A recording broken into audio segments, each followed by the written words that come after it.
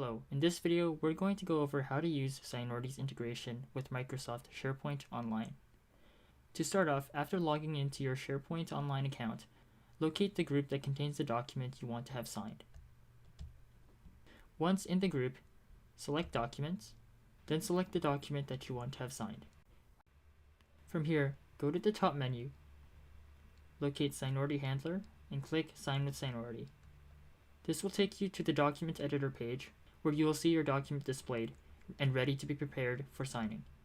After preparing the document for signing, click Send, choose your level of protection and security, and once the document is sent, wait for the recipient to finalize the document.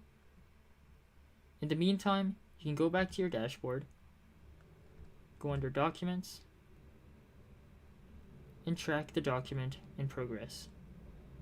Once the document is finalized, you can go back to your SharePoint documents, and a copy of the finalized document will be posted into the group.